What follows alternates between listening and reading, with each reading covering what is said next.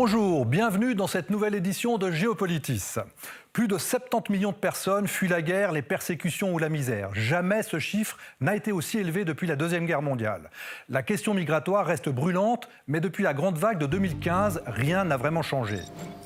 Lesbos, la honte de l'Europe, c'est le titre choc du dernier livre de Jean Ziegler. Un j'accuse contre l'enfer des camps des îles grecques. Mise en cause, l'Union européenne et le HCR se défendent, même s'ils reconnaissent la gravité de la situation. De par sa position géographique et politique, la Turquie reste un acteur incontournable de cette crise, avec la guerre qui fait à nouveau rage en Syrie. C'était en 1992, au cœur de l'Europe, la guerre en ex-Yougoslavie et la fuite de près de 2,5 millions de réfugiés, dont 311 000 sont toujours en Suisse.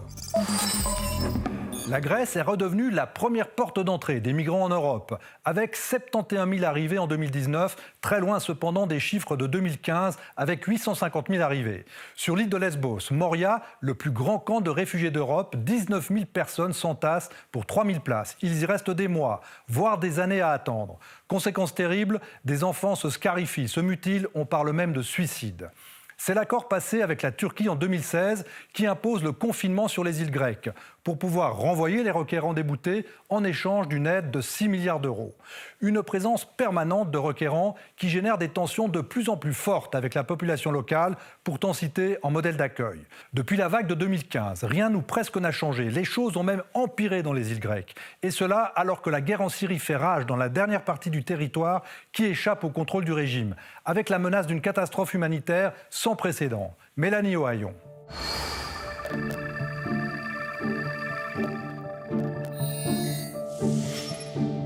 La région d'Idlib, dans le nord-ouest de la Syrie. Depuis le mois de décembre, l'offensive du régime de Bachar al-Assad et son allié russe cible sans relâche les derniers bastions de l'opposition. Les villes de la région désertées de leurs habitants ne sont plus que des champs de ruines. Les Nations Unies estiment à plus de 900 000 le nombre de civils qui ont dû fuir les combats. Nous vivions ici, dans le camp de Sarmada. Puis il y a eu des bombardements, nous avons dû partir. Où allons-nous aller ? La plupart d'entre eux trouvent refuge dans des camps improvisés ou fuient vers la frontière turque. Certains tenteront le voyage jusqu'en Europe.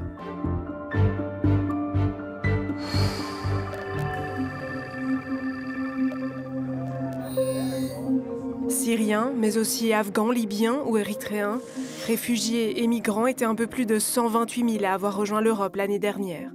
C'est presque 10 fois moins qu'en 2015, au plus fort de la crise migratoire. Une grande majorité a rejoint les côtes européennes en traversant la mer Méditerranée à travers ses principales routes maritimes. La Grèce est redevenue la première porte d'entrée sur le continent, plus de 70 000 arrivés l'an dernier, suivie de l'Espagne, depuis que l'Italie a considérablement durci sa politique d'accueil sous le gouvernement Salvini. Cette tendance se poursuit depuis le début de l'année.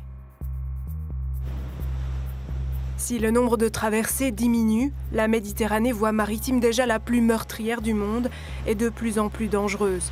Embarcations toujours plus précaires, navires de sauvetage toujours moins nombreux.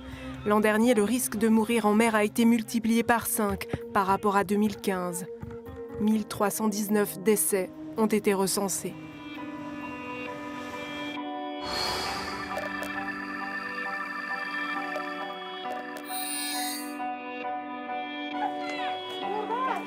Moria, camp de Lesbos en Grèce. Ici, 19 000 migrants et réfugiés s'entassent dans cet espace conçu pour moins de 3 000 personnes. C'est le camp le plus surpeuplé et sans doute le plus insalubre d'Europe. Ils ne nous traitent pas comme des humains ici. On ne se sent pas comme tel. C'est difficile, vraiment. Certains attendent des années que leur demande d'asile soit traitée. La tension monte aussi bien dans les camps qu'au sein de la population locale. Fin janvier, les îles de Lesbos, Samos et Chios, en grève, exigeaient le départ immédiat des milliers de requérants. La Grèce est la seule à payer la question des migrations, en particulier les îles de la mer Égée.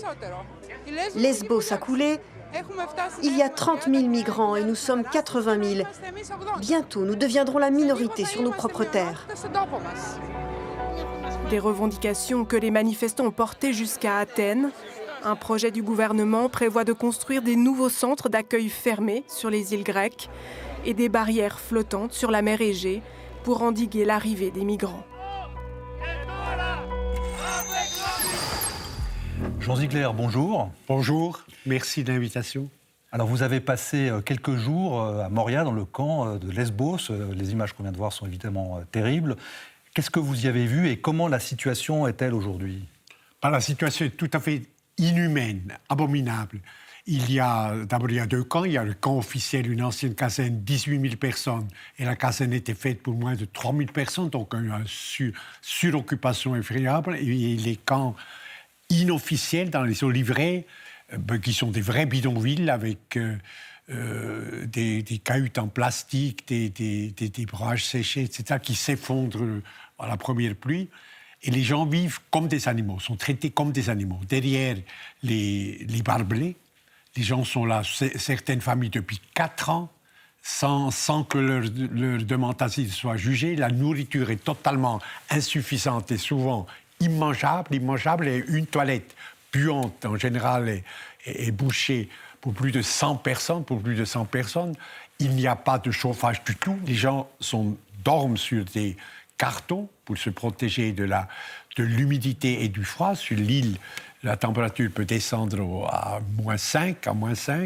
Et surtout, ce qui est terrible, le plus terrible peut-être, c'est le désespoir de l'attente, d'être complètement coupé de toute information. Derrière ces barbelés, il y a des suicides d'enfants qui se multiplient, des tentatives de suicide d'enfants. Médecins sans frontières essayent d'aider ces enfants, mais n'arrivent pas toujours. Automutilation des enfants, se marquent avec des couteaux sur les bras et sur les jambes, qui sont des cris de secours. Dans le camp tout entier, il y a peut-être 30 000 personnes inofficielles.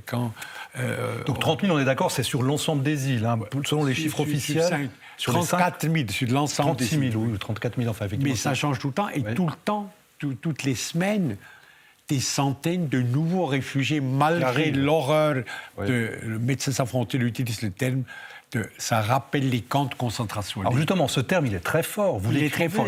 Et je crois que j'y souscris totalement à ce que l'Union européenne, c'est nous, ça se passe en Europe. Moria, c'est le plus grand camp de réfugiés d'Europe aujourd'hui.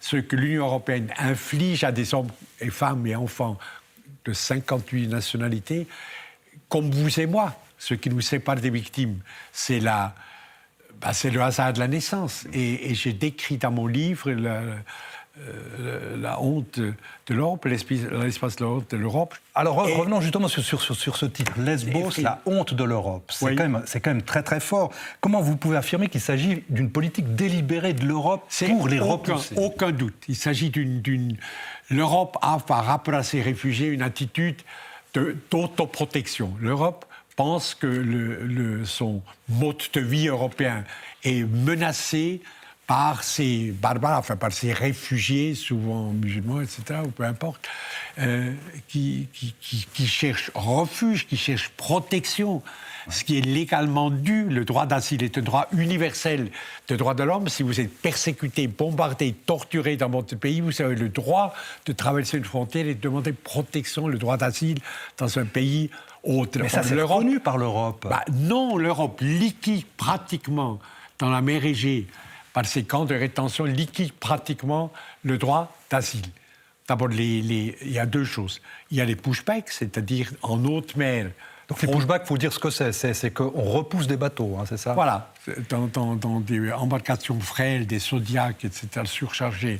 Et là, Frontex, qui est l'organisation militaire de l'Union européenne, qui doit sécuriser, comme on dit, la frontière sud de la forteresse européenne, plus les gardes-côtes turcs et grecs, interceptent violemment avec des méthodes vraiment que j'ai décrites dans le livre, avec des matraques électriques, avec avec des destructions souvent aussi des bateaux pour les forcer de retourner. Ça, c'est le pushback. Et ensuite, ceux qui ont pu passer, on leur crée derrière des barbelés pendant des années des conditions abominables, espérant, ça c'est la stratégie européenne, espérant que d'autres réfugiés qui voudraient partir dans les différents pays martyrisés par la guerre renoncent à partir. Alors, Jean Ziegler, comme vous mettez évidemment en cause l'Union européenne, vous mettez aussi en cause le HCR. Bien sûr. Voilà. Bien sûr. Alors, évidemment, on leur a posé la question et on écoute la réponse aussi bien de l'Union européenne et du HCR sur ces critiques que vous leur faites. La réalité est plus nuancée en fait. D'abord, il n'y a pas de stratégie délibérée de dissuasion et de terreur, pas de pushback non plus des navires de Frontex qui sont hyper contrôlés. En revanche, on ne peut pas exclure que l'un ou l'autre bâtiment d'un État membre ait eu un comportement contestable. Mais surtout, ce qu'il faut bien voir, c'est qu'il y a un malaise global autour de la migration parce que l'extrême droite s'est emparée de ce sujet et donc on parle bien plus de gestion des frontières ou de renvoi des migrants que de l'accueil. L'augmentation du budget de Frontex va-t-il servir à mieux pourchasser les migrants ? C'est vrai, le budget de Frontex va être multiplié par 3 dans les années qui viennent. Pourquoi ? Eh bien parce que la crise migratoire a fait prendre conscience aux Européens qu'ils devaient gérer ensemble la frontière extérieure. Jusque-là, Frontex n'avait pas de moyens propres, elle devait lancer des appels pour avoir des hommes ou des navires. Bientôt, eh bien, elle va avoir ses propres moyens, jusqu'à 10 000 gardes-frontières européens d'ici 2027. Et puis en parallèle, la Commission européenne travaille sur un nouveau pacte pour la migration, parce que si tout le monde a compris que la frontière était en commun, il y a des pays qui n'ont pas envie d'assumer des responsabilités, et donc la relocalisation de demandeurs d'asile est complètement en panne, l'Est n'en veut pas. Bruxelles devrait présenter de nouvelles pistes au printemps. Les fonctionnaires européens bafouent-ils le droit d'asile en ne consacrant que 15 minutes par entretien ? L'Agence européenne pour l'asile dément mener des entretiens de 15 minutes seulement. Ses officiers voient 1, maximum 2 personnes par jour, selon son porte-parole. Le HCR abandonne-t-il délibérément les réfugiés à leur sort ? Jean Ziegler bien sévère avec notre commissaire Philippe Grandi, qui, lors de son élection comme haut commissaire, est venu immédiatement sur l'île de Lesbos en février 2016. Lorsque la situation en 2019 est devenue intenable, il est venu, il a vu par lui-même les conditions dans lesquelles vivaient les demandeurs d'asile et a réclamé d'abord au gouvernement grec une action à l'Union européenne, car il ne s'agit pas seulement de la responsabilité de l'État grec, mais de la Commission européenne, mais au-delà de la Commission européenne, de l'ensemble des États membres européens, et j'ajouterais de la Suisse, de la Norvège et d'autres États qui aussi sont responsables de la politique qui est en train d'être menée aux portes de l'Europe. Et il s'agit bien d'une responsabilité collective, et non seulement, pas seulement celle de la Grèce. Alors Jean Ziegler, on le voit, ni l'Union européenne ni le HCR ne sont vraiment d'accord avec vous, même s'ils ne contestent pas la réalité de la situation, l'horreur de ces camps. Finalement, est-ce qu'on ne peut pas comprendre que le risque populiste est tellement fort en Europe que l'Europe soit obligée justement de se protéger pour éviter, par exemple, qu'une Marine Le Pen arrive au pouvoir, par exemple ? Vous avez tout à fait raison. D'ailleurs, j'ai reçu des lettres officielles assez violent, mais disant, votre livre s'appelle « La honte de l'Europe », « Quoi est la honte » ou « vous accusez », etc. Vous avez tout à fait raison. Ce qui inspire cette politique du refoulement, de la terreur, terroriser les réfugiés, les empêcher de chercher refuge et asile, c'est évidemment la montée en Europe, au cœur même des États démocratiques, les États de droit, l'Allemagne, l'Italie, la France, etc., de l'extrême droite, qui fait des progrès à chaque élection, librement, par le vote universel et secret. Et l'Union européenne fait, à mon avis, une erreur totale. Il pense, en réduisant par des méthodes totalement illégales et inhumaines le nombre des réfugiés qui arrivent sur le continent, ils peuvent apaiser, freiner la progression de l'extrême droite. Or, avec un raciste, un antisémite, un anti-islamiste, on ne peut pas discuter, on ne peut pas vous lui donner le petit doigt. Il vous prend le bras, vous lui donnez le bras, il vous prend le corps entier. Mais qu'est-ce qu'on fait ? On les laisse entrer, comme l'avait fait l'Allemagne en 2015, 1 million de personnes, et on voit, par exemple, la conséquence, c'est cet attentat d'extrême droite horrible à Hanau. Est-ce que c'est ça qu'il faut faire ? Évidemment, vos questions sont fondées quand on regarde l'actualité immédiate. Je crois que il y a 5 ans, l'Union européenne a essayé de faire un plan de redistribution parmi les 28 à l'époque. Et que chaque État doit prendre tant de réfugiés selon sa capacité économique, démographique, etc. Or, les 8 États d'Europe orientale ont refusé et refusent jusqu'à jour pour la chasse à l'homme avec des chiens dressés, à la chasse à l'homme avec des policiers armés, tortionnaires, comme en Hongrie, comme en Bulgarie, comme en Roumanie, contre les réfugiés. Dans mon livre, je cite, je prends un seul exemple, le Premier ministre polonais qui dit, et la Pologne est un grand pays traditionnel humanitaire, le Premier ministre polonais en exercice dit « Nous ne prenons pas de réfugiés parce qu'il s'agit, je cite, de garder la pureté ethnique de la Pologne ». Ça, c'est un vocabulaire nazi. Or, ce qu'il faut faire et ce que l'opinion publique de ces pays démocratiques européens doit demander, c'est qu'on coupe aux pays qui refusent complètement l'accueil de leur contingent de réfugiés, qu'on leur coupe les subventions de Bruxelles, parce que c'est des États mendiants, la plupart des États de l'Est. Alors, il faut quand même dire que la Cour européenne de justice a condamné ces États. Oui, vous avez raison. Il y a un jugement de la Cour européenne de justice qui a dit que le plan de relocalisation est obligatoire. C'est une obligation normative. Alors, ils ne le font pas, c'est vrai. Et eux, ils refusent simplement d'exécuter ce jugement. Et l'Union européenne et la nouvelle Commission, c'est ça qui est dramatique, Mme von der Leyen, qui devrait changer radicalement cette politique, là, continue, dit...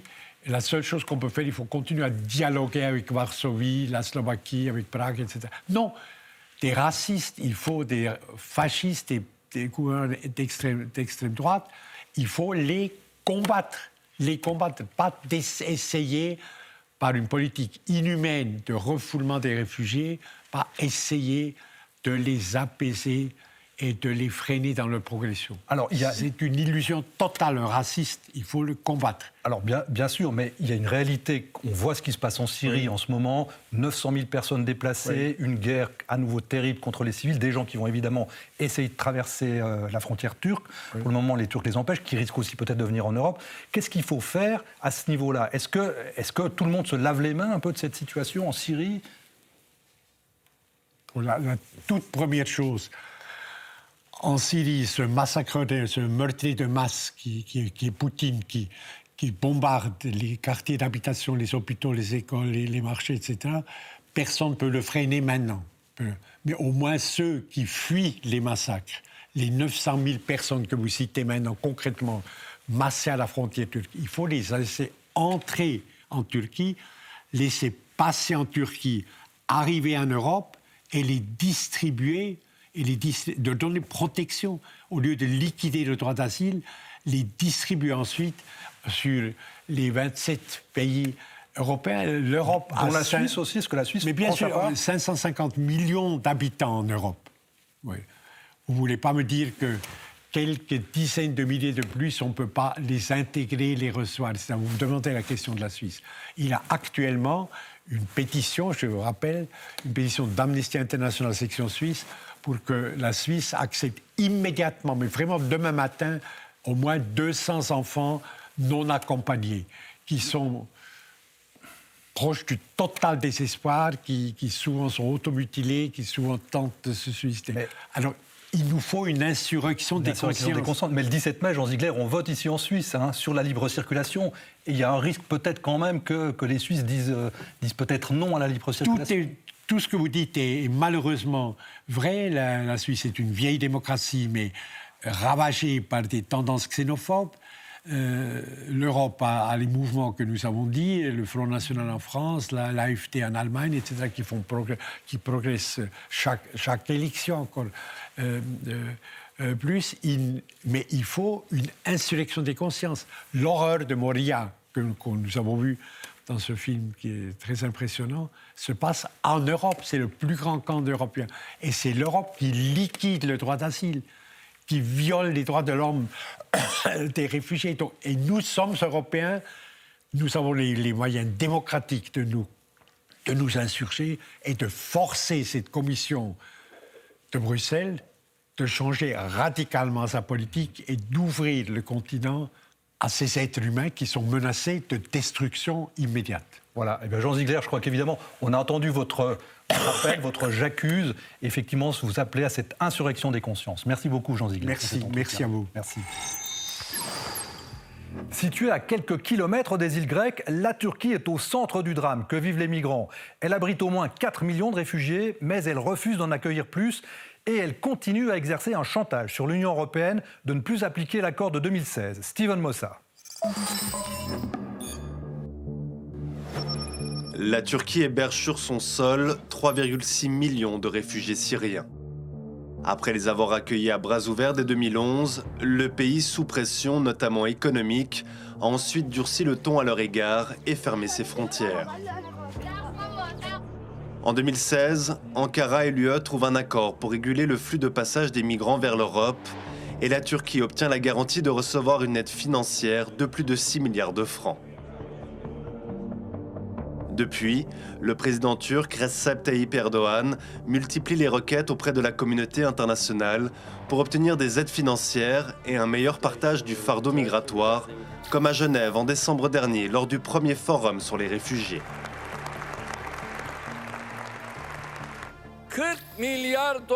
Selon les critères des Nations Unies, nous avons consacré 40 milliards de dollars à l'aide aux réfugiés. En même temps, le montant des contributions annoncées par la communauté internationale est infinitésimal. Pour obtenir de l'aide, le président turc utilise ces dernières années un moyen de pression, brandir la menace de laisser les réfugiés quitter la Turquie vers l'Europe, d'autant plus qu'un nouvel afflux de 500 000 Syriens est aux portes de son territoire, venu de la province d'Idlib pour échapper au bombardement. Pour diminuer le nombre de réfugiés dans son pays, Recep Tayyip Erdoğan a un plan présenté à l'Assemblée générale de l'ONU. Il veut établir une zone tampon dans le nord-est de la Syrie, d'une profondeur de 30 km et d'une longueur de 480 km, où il souhaite y réinstaller 2 millions de réfugiés. C'est donc en partie en leur nom que le président turc a lancé en octobre dernier une intervention militaire dans l'enclave kurde en Syrie après le retrait des troupes américaines. Nom de l'opération, source de paix. Cette offensive, un moyen aussi pour la Turquie de chasser toute présence kurde aux abords de ses frontières pour éviter tout contact direct avec les Kurdes présents sur son propre territoire. Selon l'Observatoire syrien des droits de l'homme, cette opération, suspendue au bout de 13 jours, a poussé plus de 300 000 civils à fuir sur les routes de l'Exode.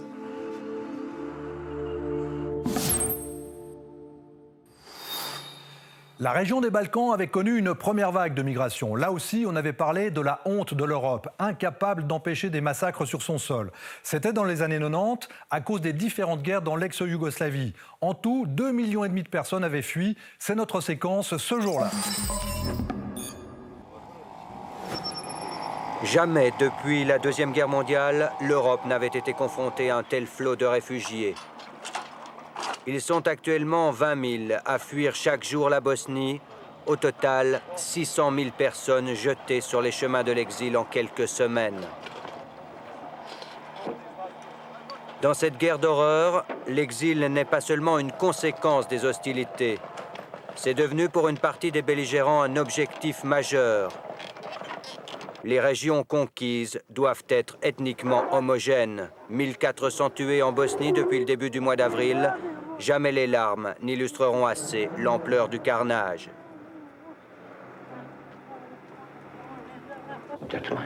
Ceci est ma maison. Je suis un vieil homme. C'est ici que je veux rester et mourir ici.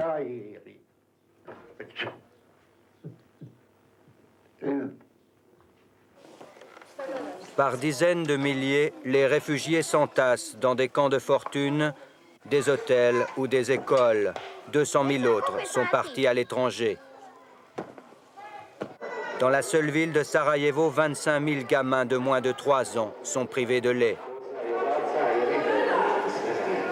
Le CICR et le Haut Commissariat aux réfugiés poursuivent leur engagement, malgré l'intensité des combats, malgré les actes terroristes, afin d'apporter un brin d'humanité dans cette insupportable barbarie. On le voit, l'Europe va rester en première ligne face à une pression migratoire qui ne va pas se relâcher. Le J'accuse de Jean Ziegler, Lesbos, la honte de l'Europe aux éditions du Seuil, a le mérite de réveiller les consciences, même si ceux qui le mettent en cause le trouvent approximatif. Arte, dans ses dossiers toujours très à jour, fait le même constat, avec Lesbos, une catastrophe humanitaire. On pourra lire également le roman tiré de son expérience de journaliste à Lesbos de notre confrère Thomas Epitofalo, Flamme sur Lesbos, publié par The Book Édition.